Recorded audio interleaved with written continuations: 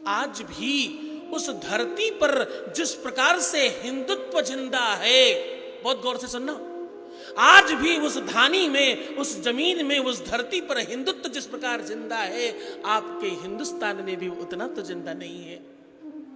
मैं क्षमा चाहता हूं, अपनी वाणी पर संयमित होकर के इस बात को बहुत गौरवान्वित होकर कह रहा हूं, ध्यान से समझना।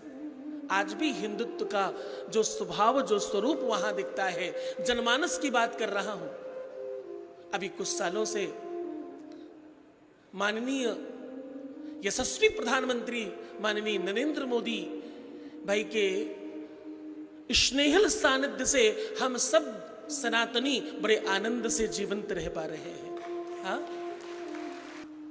वो स्वयं में अपने संत हैं और उनके स्नेहिल सानिध्य में हम सब भारतवासी बड़े आनंद से अपने अपने गौरव का गुणगान करते हैं और अपने यश का गुणगान करते हैं और अपने हिंदुत्व पे गर्व करने लगे हैं फिर से। अन्यथा बड़ी विषमता हो गई थी पीछे। हाँ, लेकिन जनक की नगरी में, जनकपुर यानी नेपाल में आज भी हिंदुत्व जिंदा है। वहां इंग्लिश के महीने लोग नहीं जानते, हिंदी के महीने जानते हैं। चैत्र, बैसाख, जेठ, आषाढ़, सावन, भादो, कुवार, कार्तिक, अगहन, पौष, माघ बोलते हैं। हाँ, प्रतिपदा, द्वितीया, तृतीया, चतुर्थी, पंचमी, षष्ठी, सप्तमी, अष्टमी, एकादशी, द्वादशी, त्रयोदशी, पूर्णिमा बोलते हैं। गते कहते हैं लेकिन तिथियों का गुणगान करते हैं। पढ़ने वाले बच्चे भी जो अंग्रेजी पढ़ रहे हैं, जो फर्राटेदार अंग्रेजी बोल रहे हैं, वो भी कहते हैं माघ चल रहा है, अगहन का महीना चल रहा है। हाँ, हमारे यहाँ की तरह केवल जनवरी, फरवरी, मार्च नहीं जानते। जनवरी, फरवरी, मार्च जानो बहुत आवश्यक है, अच्छी बात है, ग्लोबल लैंग्वेज है, जान लेना चाहिए।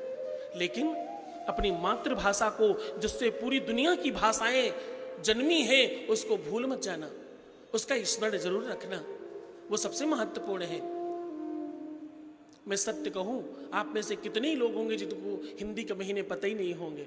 एक बार पूरी सच्चाई से, चूंकि शिव महापुराण कहती है कि सत्य बोलना चाहिए, सत्य बोलने से विष्णु को भगवत्ता का दर्शन हुआ था, पहले दिन आपने सुना, तो बिल्कुल सत्य बोलना। कितने लोग ऐसे हैं जिनको हिंदी के महीने नहीं पता? हाथ उठाइए।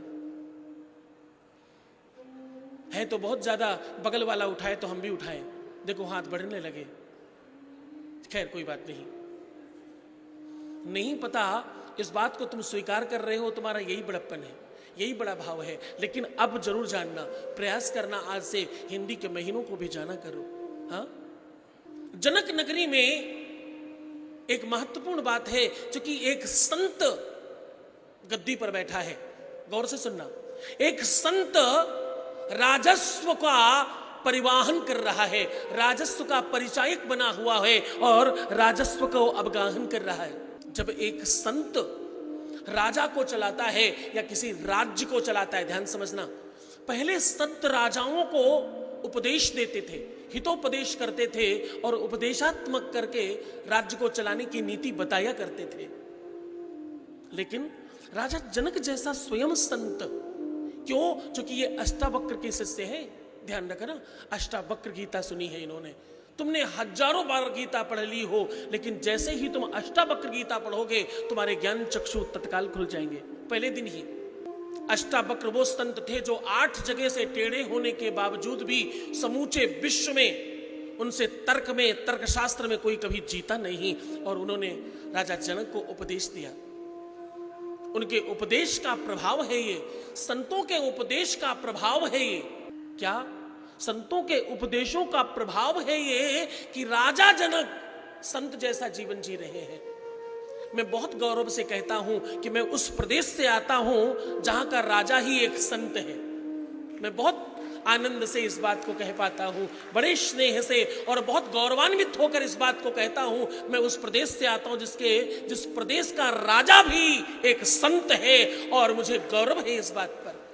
हम सब बहुत गौरवान्वित होते हैं उनके राज्य में रहकर। क्यों? क्योंकि वो वास्तविक संत हैं और बिल्कुल संतत्व जीवन जी रहे हैं और वैसे ही भाव से सेवा कर रहे हैं पूरे के पूरे जनमानस की।